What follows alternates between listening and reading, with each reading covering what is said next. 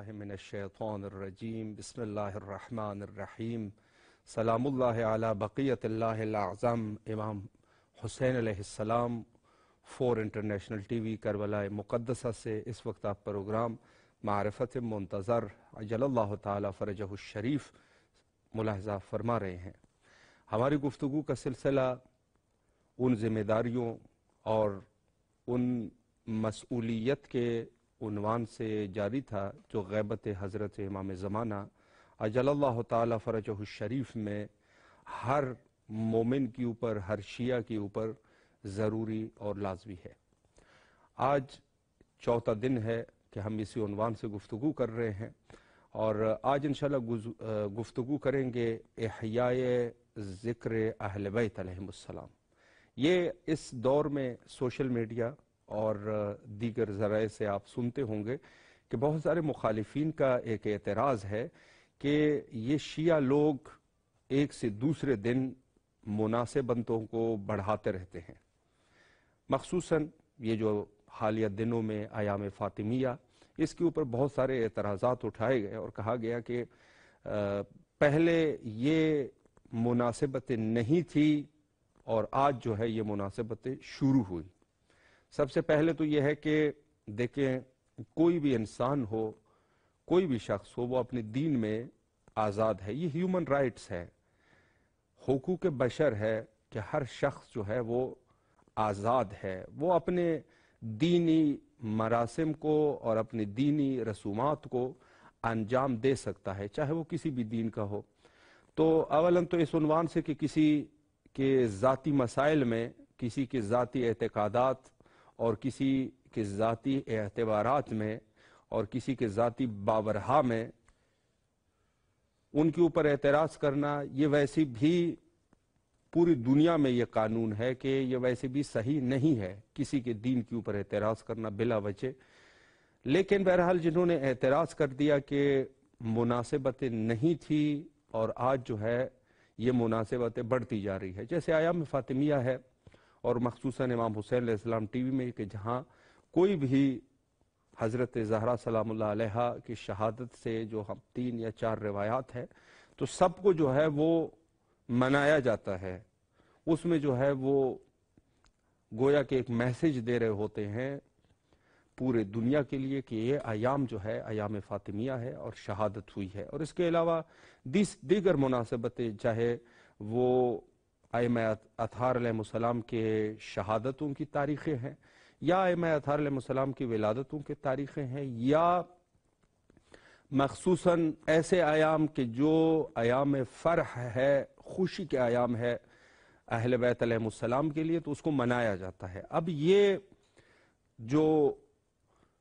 مومنین یہ اقدام کرتے ہیں اور ان چیزوں کا اہتمام کرتے ہیں، مخالفین کے لیے یہ چیزیں بڑی سخت ہوتی ہے، وہ جو ہے اس کے اوپر اعتراض کرتے ہیں۔ میں یہ عرض کروں کہ ہمارے ان ذمہ داریوں میں سے جو غیبت امام میں ہے، ایک یہ ہے کہ ہم ان ایام کو منائیں، اور اس کا فائدہ یہی ہے کہ ذکر اہل بیت علیہ السلام کو ترویج دینا، ذکر اہل بیت علیہ السلام کو دنیا میں عام کر دینا، یہ اس کا ایک خصوصی فائدہ ہے کہ جو یہ ایام ہوتے ہیں، مخصوص ایام، خوشی کے ایام ہے یا غم کے ایام ہے، ان کو منانا، اس سے اہل بیت علیہ السلام کے ذکر کو فروغ ملتا ہے۔ احیاء ذکر اہل بیت علیہ السلام ہے، اہل بیت علیہ السلام کے ذکر کو زندہ کر دینا۔ میں عرض کروں کہ چاہے تاریخ میں اگر ہم دیکھیں تو بہت سارے بنی امیہ، بنی عباس، بنو مروان، ان لوگوں نے بڑی کوشش کی کہ کسی نہ کسی طریقے سے اس نور کے چراغ کو خاموش کر سکے، لیکن ایسا کر نہیں سکے، یہ ہو نہیں سکا، بلکہ یہ ہر دن بدن یہ بڑھتا رہا۔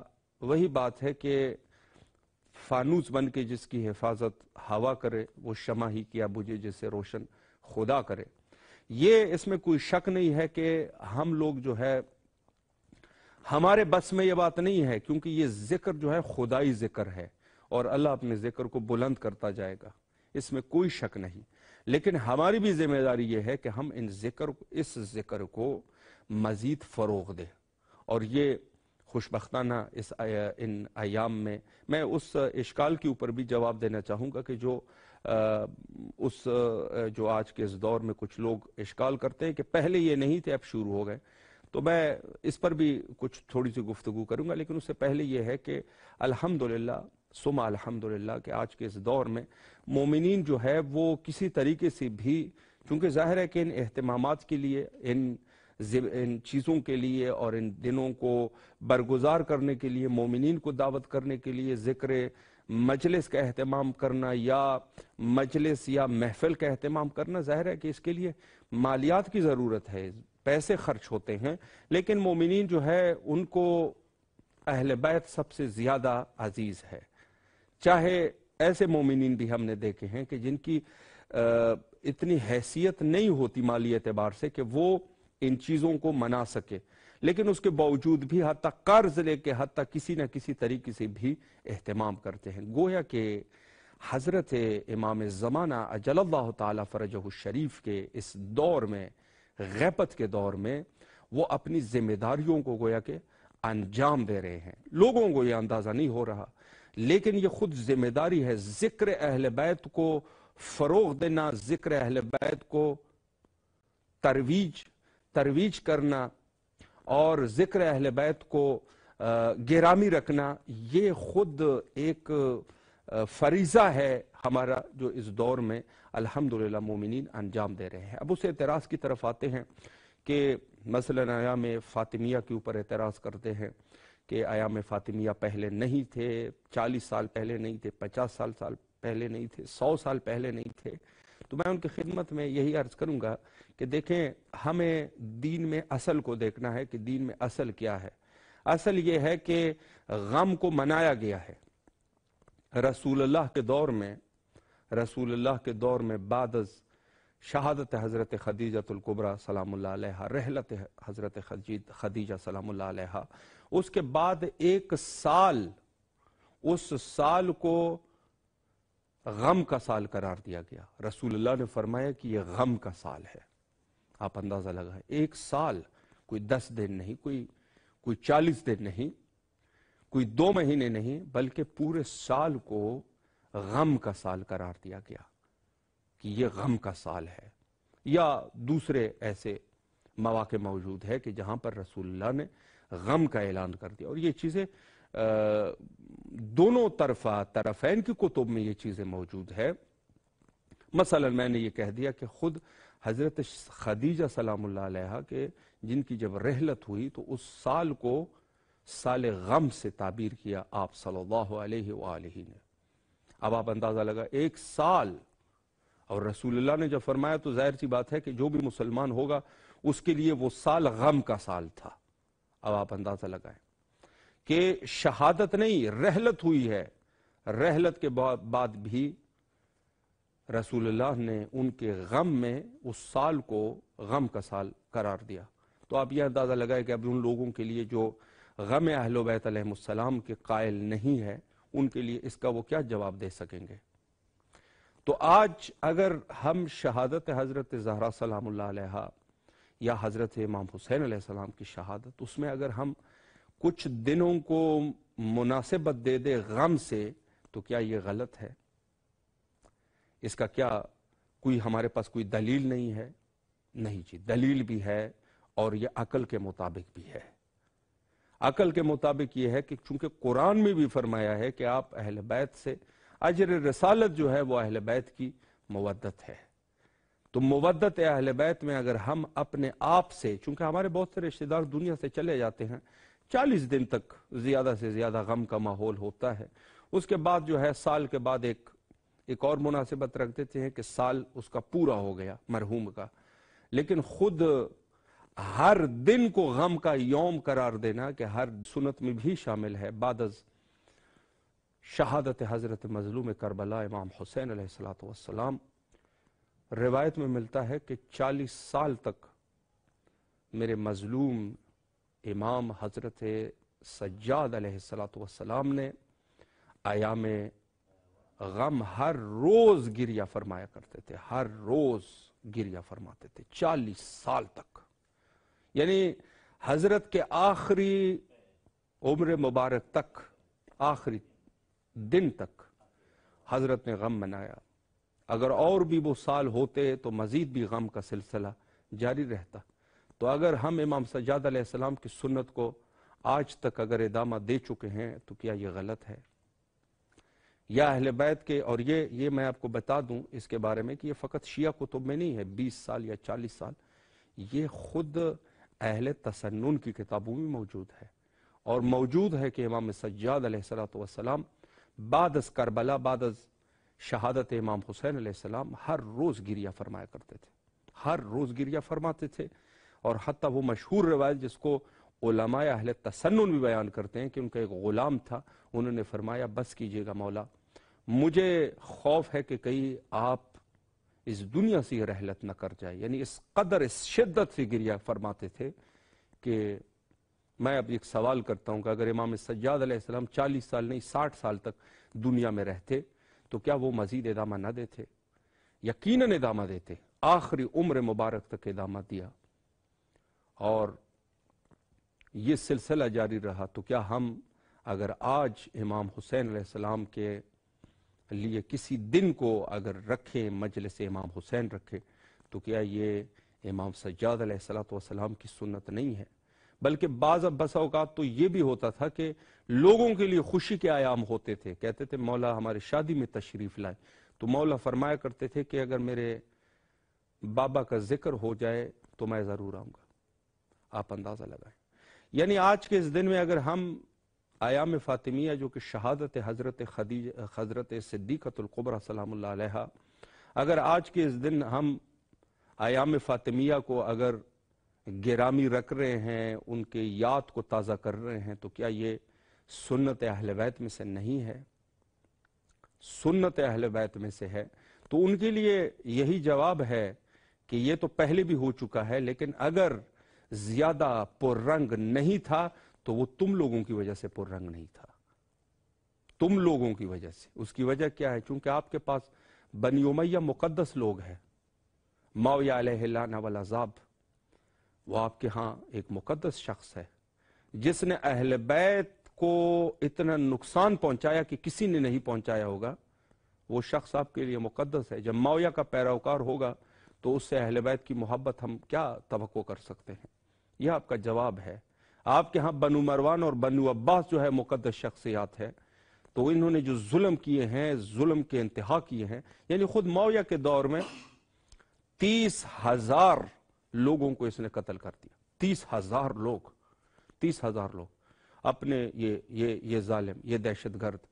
تو آپ کے ہاں اگر یہ چیزیں آپ کے لیے نہیں ہے تو آپ کے ہاں آپ کے پیشواؤں نے یہ کیا ہے، شیعوں کی زندگی کو اجیرن بنا دینا، سادات کرام کو قتل کر دینا، اور اس کے بعد جو ہے وہ شیعیان حضرت امیر المومنین علیہ السلام کو اذیتیں دینا، ان کو زندانوں میں رکھنا، ان کے اوپر ایسے مظالم کرنا کہ دوسرے لوگ جو ہے وہ جرأت نہ کر سکے کہ کوئی یہ کہہ سکے کہ میں حضرت امیر کا شیعہ ہوں. یہ کہنا لوگوں کے لیے مشکل ہو گیا. بنو مروان کا دور، بنو عباس کا دور، متوکل عباسی یا ہارون یا مامون یا معتز، مہدی، یہ سب کے سب وہ تاریخ کے بدنام چہرے ہیں کہ جنہوں نے قتل و غارت کی ہے. اور میں یہ بھی عرض کروں چونکہ ہم اردو زبان لوگ ہیں، بہت سارے لوگ جو ہے یہ جو بادشاہت کا نظام ہے، مغلیہ بادشاہت کا نظام جس میں اکبر ہے، شاہ جہان ہے یا دوسرے یہ لوگ ہیں، یہ بھی تقریباً ان کے جو ہے سب کے سب دشمنان اہل بیت علیہ السلام تھے. یہ میں آج کہہ رہا ہوں اس چیز پر. یہ ہمارے لیے کبھی ہیرو نہیں ہو سکتے، لوگوں کے لیے ہیرو ہوں گے چونکہ ان کے دین کے مطابق ہوں گے. خود یعنی اکبر، جلال الدین اکبر، یہ اس قدر ظالم آدمی تھا کہ جہاں ان کو موقع ملتا تھا یہ اہل بیت علیہ السلام اور پیروان اہل بیت علیہ السلام کی زندگی کو اجیرن کرنے کی ہر ممکنہ کوشش کرتا تھا اکبر. اور یا اس کا بیٹا، یعنی اس کی مثال جا کہ آپ آگرہ میں جو آج بھی ایک وہاں پر ایک درگاہ ہے، قاضی نور اللہ شستری رحمہ اللہ تعالی علیہ، جو انہوں نے حتیٰ گدی سے زبان نکال کے ان کو شہید کر دیا، صرف اس کے کہ وہ شیعہ ہے. اور اس کے علاوہ بہت ساری مثالیں موجود ہیں انہوں نے جو مظالم کیے ہیں. یا جا کے آپ حکومت عثمانیہ کا دور دیکھیں. حکومت عثمانیہ میں کتاب شریف البحار جو مرحوم مجلسی رحمہ اللہ تعالیٰ علیہ کی کتاب ہے، اس کا رکن جرم تھا. صرف گھر میں رکھنا جرم تھا، مطالعے کی نیت سے بھی جرم تھا. یعنی اگر کسی سنی کے گھر میں بھی یہ کتاب پکڑی جاتی تو اس کے لیے اذیت تھی، اس کے لیے زندان میں ڈالنا تھا یا شاید قتل بھی کر دیتے. حکومت عثمانیہ حکومت آپ کی رہی ہے، آپ اس کو بھول گئے ہیں. آپ کی حکومت رہی ہے، آپ کی حکومت نے ظلم کیا ہے. آپ یہ عرض کروں کہ آج کے اس دور میں ہم جب اپنے وطن میں ہوا کرتے تھے تو وہاں پر یہ سبقوں میں یہ چیزیں لکھتے تھے کہ محمد بن قاسم جو کہ کس کا، یہ کون ہے یہ محمد بن قاسم؟ یہ آج کی اس بات میں بتا رہا ہوں کہ یہ محمد بن قاسم کون ہے. محمد بن قاسم ہے، داماد ہے حجاج بن یوسف الثقفی. حجاج بن یوسف الثقفی کا داماد ہے محمد بن قاسم. اور یہ ظالم جو تھا اس نے اپنے سسر حجاج بن یوسف الثقفی کے حکم پر اس نے جا کے بر صغیر پاک و ہند پر حملہ کر دیا، صرف اور صرف اس نیت سے کہ وہاں کے جو شیعہ ہے اور جو سادات کرام ہے جنہوں نے وہاں پر پناہ لی ہوئی ہے وہاں پر ان کو قتل کر دیا جائے. اس نے فقط اس نیت سے حملہ کر دیا. اور آخر میں جب سندھ پر پہنچے تو وہاں پر ایک ہندو راجہ تھا، راجہ دہر. اس نے جا کے کہا ہم مہمان نہیں دیں گے. مہمان چونکہ وہ سادات کرام نے وہاں پر جا کے پناہ لی ہوئی تھی، شیعوں نے پناہ لی ہوئی تھی، تو اس ظالم نے کہہ دیا کہ اگر آپ ہمیں یہ لوگ نہیں دیں گے تو ہم آپ سے بھی جنگ کریں گے. راجہ دہر سے جنگ ہوئی، راجہ دہر کو قتل کر دیا گیا اور دیگر مسائل. یعنی میں عرض کروں کہ غیر مسلم تھے، غیر مسلم نے انسانیت کے ناطے یا شاید ہو سکتا ہے کہ رسول کا احترام کر دیا ہو، وہاں پر انہوں نے رحم کر دیا، ان ظالموں نے رحم نہیں کیا.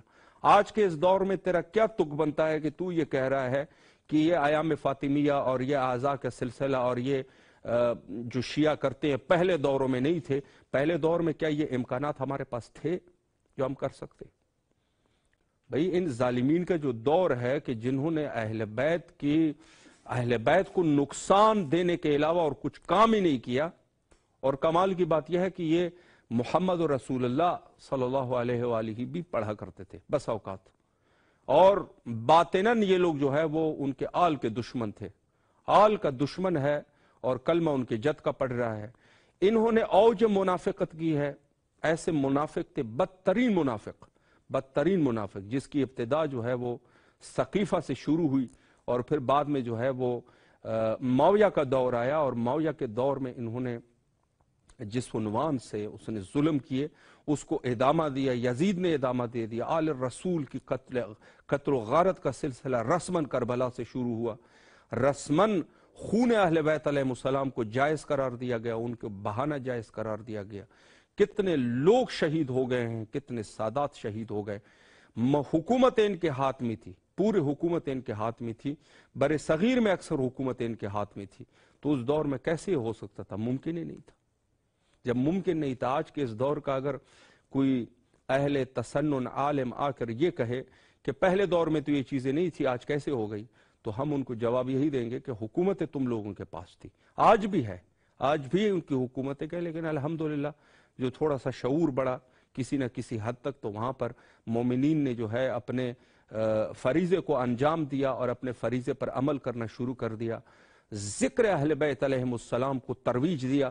اور آج الحمدللہ رب العالمین کہ ایسا کوئی ملک نہیں ہے، یہ ہم دعوے سے کہتے ہیں، ایسا کوئی ملک نہیں ہے جہاں پر اعضاء سید شہداء علیہ السلام کا اہتمام نہ ہوتا ہو. حتیٰ جاپان میں، حتیٰ ایسے ممالک میں یہاں کوئی سوچ نہیں سکتا کہ وہاں پر بھی کوئی ہوگا.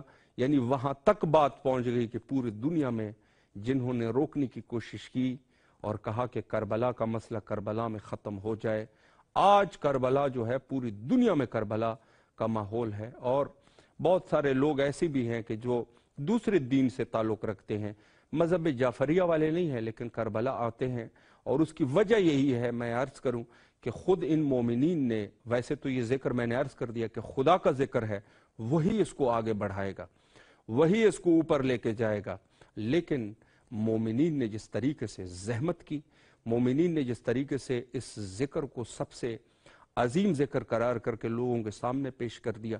آج الحمدللہ اس کے بدولت لوگ متوجہ ہو گئے کہ یہ کربلا میں کیا گزرا ہے، یعنی وہ یہاں پر جو ظلم کی داستان ہے وہ بنی امیہ نے شروع کر دیا، اور وہاں پر اس دین الہی کی ترویج جس میں حضرت امام سجاد علیہ السلام جو کہ اس دور کے وقت کے امام تھے، اور ان کی پھوپھی حضرت زینب سلام اللہ علیہ، انہوں نے جس طریقے سے اس دین کے لیے اور وہاں سے اس مظلومیت کا پرچار کر دیا کہ شہر شہر، قریہ قریہ اور ہر جگہ پر انہوں نے یہ بیان کر دیا، مظلومیت اہل بیت علیہ السلام کو بیان کر دیا۔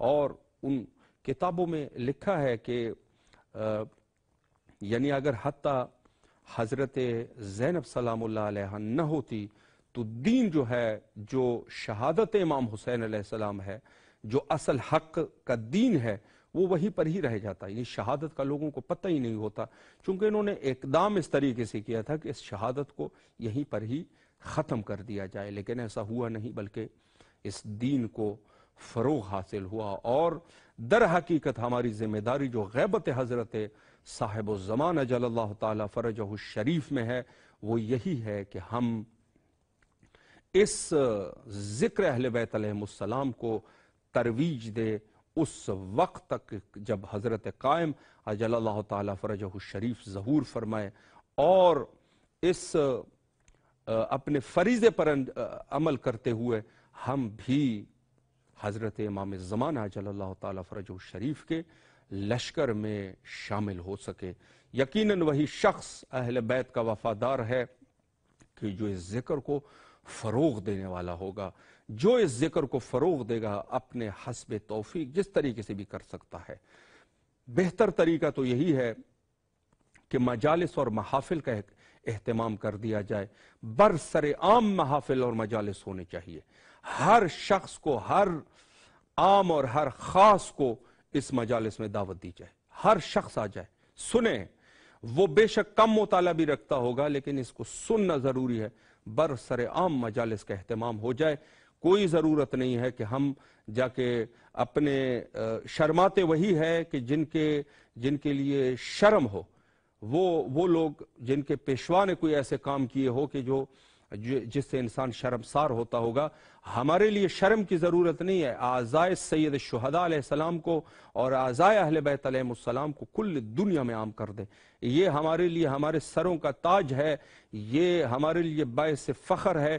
ضرورت ہی نہیں ہے کہ ہم شرمائے کہ کوئی یہ کہے کہ ہم عزاداری کر رہے ہیں تو لوگ جو ہے وہ اس پر ہنسیں گے۔ اگر کسی نے ہنسنا ہوگا تو وہ تیرے نماز کے اوپر بھی ہنسے گا، وہ تیرے روزے کے اوپر بھی ہنسے گا۔ دشمن کا کام یہی ہے کہ وہ ہنستا رہے گا، لیکن اگر کوئی شریف زیادہ ہوگا تو وہ یقیناً اس پر ضرور سوچے گا، ضرور سوچے گا۔ اور یہ سوشل میڈیا پر بھی آپ لوگوں نے دیکھے ہوں گے کہ جہاں پر غیر مسلم مفکرین اور غیر مسلم دانشمندان اعزائے سید الشہداء علیہ السلام میں شرکت کرتے ہیں اور وہاں پر سوچتے ہیں کہ یہ ہوا کیا تھا۔ اہل عقل کے لیے جا کے، اہل عقل کے لیے یہ دعوت فکر ہے۔ اگر کوئی شخص جاہل ہے، کوئی شخص مرتد ہے، ملعون ہے، تو اس کا کچھ بھی نہیں ہو سکتا۔ اپنے فریضے پر ہمیں کوشش کرنی چاہیے کہ اس امر مہم کو لوگوں تک پہنچائے۔ حجت خدا کے ظہور کے لیے کثرت سے دعا کیا کیجئے۔ اللہم عجل لولیک الفرج۔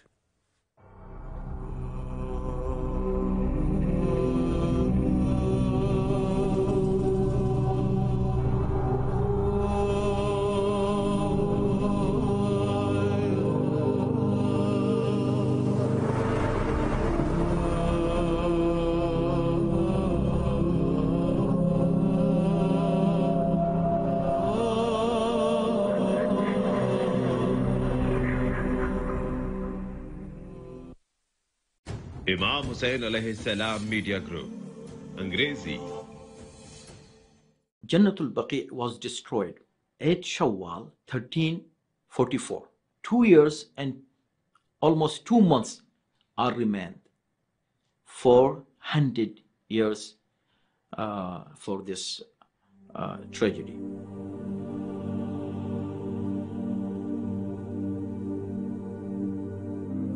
Jannat al-Baqi is one of the oldest and largest cemeteries in Saudi Arabia, Medina. It is the burial place of over 10,000 companions of the Prophet, peace and blessing be upon him, as well as his family and companions. It literally means the heavenly tree garden. Jannat al-Baqi is widely regarded as one of the holiest places in Shia Islam, and it is the burial place of 4 of our Imams. It used to have beautiful golden domes, marble stone, markings as to who is buried in what place. It used to be a visitation place for many pilgrims to come and perform ziyarah of the Prophet, peace and blessings be upon him, and his companions. It's living evidence. Even though it's a graveyard, it's living evidence of the Islamic faith.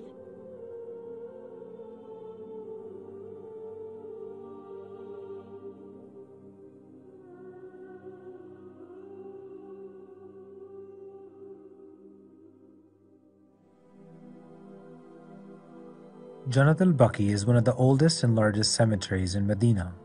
It is the burial place of thousands of companions of the Holy Prophet, peace be upon him, as well as members of his family. Way back before the Prophet actually migrated to Medina, right? Jannat al-Baqi was just a huge garden of trees, to be more specific, of boxthorn trees. After Prophet migrated over to Medina, that's when it got converted into a burial ground. It is the oldest Islamic cemetery. Prophet Muhammad sallallahu alaihi wasallam, when he migrated to Medina, he himself selected this piece of land for the graves of Muslims at the time. Until now, it is considered as very sacred place for burial for Muslims. Very important personalities of Islamic history are buried there, including the family of the Prophet, Imam Hussain, alayhi salam, who is the son of Rasulullah according to Quran, and Imam Zainul Abidin, alayhi salam, Imam Muhammad al-Baqir, alayhi salam, Imam Ja'far al-Sadiq, alayhi salam. These great personalities are buried there. Thousands, I can say, thousands of Sahaba, the companions of the Prophet sallallahu alaihi wasallam, are buried in this cemetery. We have the mother of Abul Fazl Abbas, Lady Banin. She's buried over there too. And the uncle of Imam Ali alayhi salam and Prophet Muhammad, Abbas ibn Abdul Muttalib, he's buried over there too. We had the Abbasids, the empire, as well as the Ottoman Empire. They actually went ahead and started bringing Jannat al-Baqi to glory, wherein they created mausoleums out there wherein people can go ahead and pray. The empire during that time, they actually did not have much of a distinction between Mecca and Mecca, to be more specific, Kaaba, as well as Jannat al-Baqi. They were treating them both the same. The fees, or you know how we have to pay certain fee right now to go to Kaaba, right? They had something similar at that time too. They had the exact same fee listed for people to go ahead and visit Jannat al-Baqi. So for the pilgrimage, right? They had the exact same levels at that time. Muhammad ibn al-Saud and Muhammad ibn al-Wahhab combined and began the Wahhabi ideology. They then set out to destroy shrines in the region due to their belief that Muslims who visited the shrines and performed prayers there was a form of polytheism. They formed a big army and initially went to Karbala in Iraq, destroying and sacking the shrines of Imam Hussain and Hazrat Abbas. Thereafter, they went to Mecca and destroyed another historical graveyard known as Jannat al-Mu'alla. The Saudi Arabian regime, with its allies to gain power, they sided with Ibn Taymiyyah and his group to gain legitimacy, and they formed a power structure around that. Once they formed that power structure, the Wahhabi thought kind of spread its tentacles, and within the Wahhabi thought is the destruction of holy sites at a baseline level. From a historical point of view, they were outside the Medina area for good 14 to 16 months, and then finally they fought with the Ottomans at that time, and then they demolished the mausoleums and everything, shrines that were built in Jannat al-Baqi. So that was the first destruction. This caused a huge uproar from the Muslim community at that time.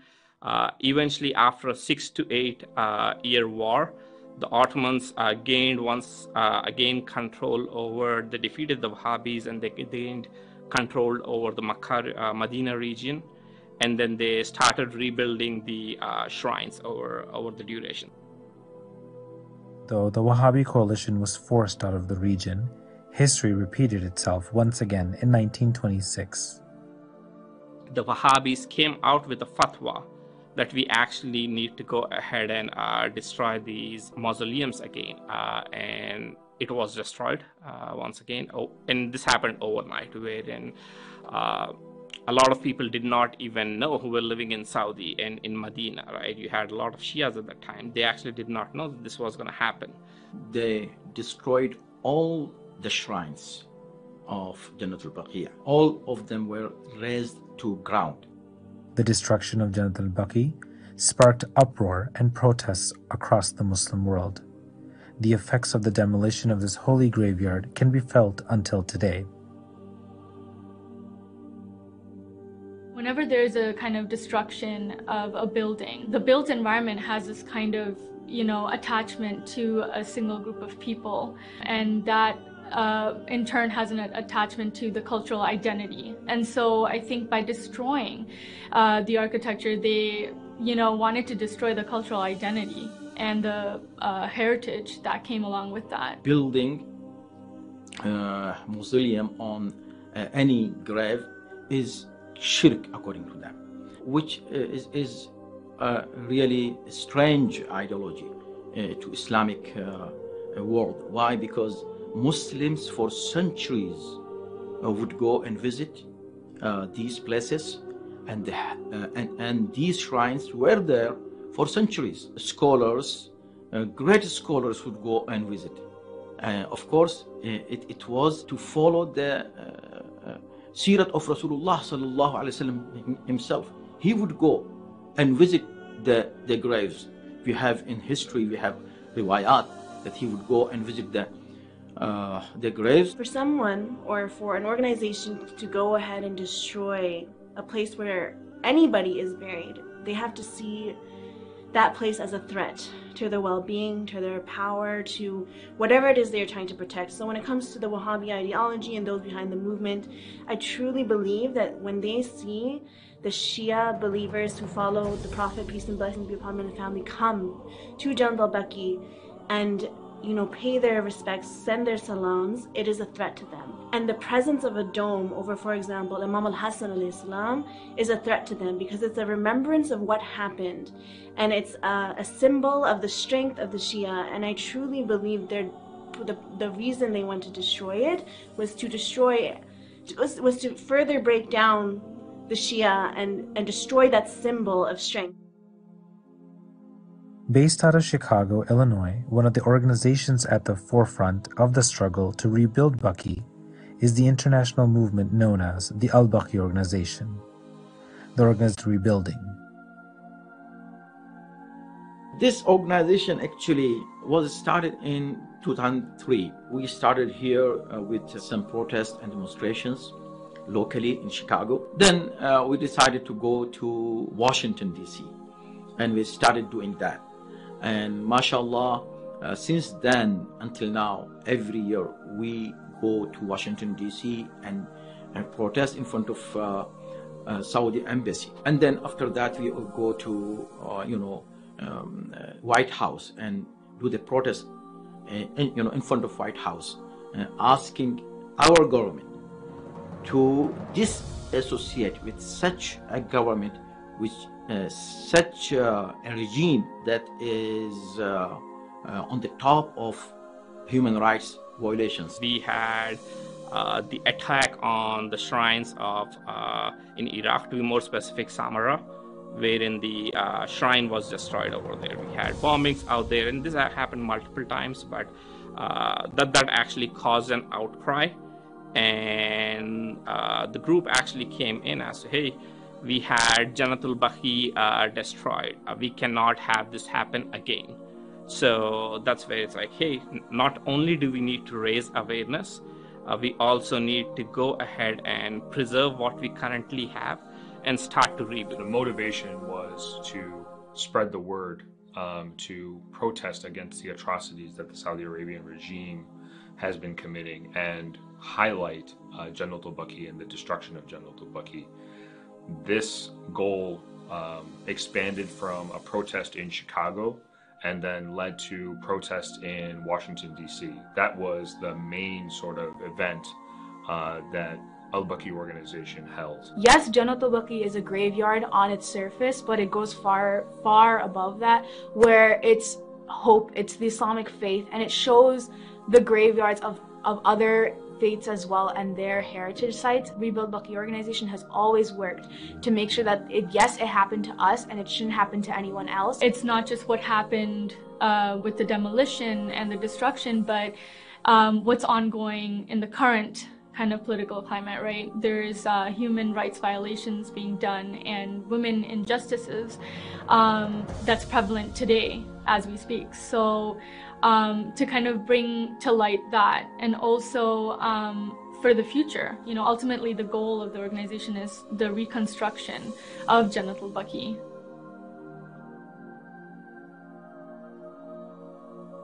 We actually have protests going all over on the 8th Shawwal, from Australia, various cities in India, various cities in US, Canada, England. So there are protests going all around. I myself am from Chicago, so when it started, you know, we all kind of knew about it, and this issue was widespread in Chicago. But interestingly enough, around the nation and around the world, this issue, even amongst Shias, was not very well known. And I think the Al-Baqi organization has had a hand in at least making this a widespread issue for Shias around the world, and then also advocating at the highest levels to rebuild Janatul Baqi and stop the atrocities and the religious heritage destruction, not only of Saudi Arabia, but as ISIS came to the forefront in the late 2000s, speaking out against them, because it seems like the mainstream media wants to lump Muslims all into one group, and making sure that we are saying that ISIS does not represent our values and our beliefs is very important. One of the core movements of the organization are the protests that take place on the anniversary of the destruction of Janatul Baqi worldwide. However, some may ask, what is the importance of protesting, and does it actually have a tangible impact? It was a Harvard study. A Harvard study cited just recently about how protesting is extremely effective. But they didn't look at political effectiveness, like, you know, how many, the results that it yielded, but rather the study looked at engagement. They saw that protesting was the highest effective means of awareness amongst people, and that's so important with the Baqi organization, because not only are we protesting for change, but we're building a community along the way, and we're gaining activism, and we're spreading knowledge along the way. In my mind, it effectuates a lot of change, because it started off in Chicago with not even 100 people, with signs that were made, you know, with markers and posters, and now it's a couple thousand people. Within the span of 10 years, we have increased from just the Chicago community coming to communities chartering buses up and down the East Coast and around the nation to come to this protest. The power of an organized movement that seeks justice, there's so much power in that. A hadith comes to my mind, Imam Ali alayhi salam, he says, "O human being, do not think that you are small or insignificant, because within you is the entire universe." And I feel like that's so important when it comes to protesting, because It doesn't matter if you are a woman or you're a youth or you're an elder. You might think, you know, who am I to go out and protest? But within you is everything you possess to stand up. Within you, Risalat is there. Within you, Tawheed is there. Within you, Ahlul Bayt is there. And because Ahlul Bayt is there, you have a responsibility towards them. You have that responsibility to go out and stand up for those who are oppressing them. And when you look at protesting, just in 2020, take a look, there were so many protests. For example, when George Floyd was killed, people recognized when injustice is being done. And no matter what the religion, it is the fitrah of the human being to stand up for justice. And that is why protesting is so important, because it really, it channels that inner fitrah that Allah subhanahu wa ta'ala has placed there, and that want for justice. Even if it effectuates nothing, we have always seen it as a duty of ours.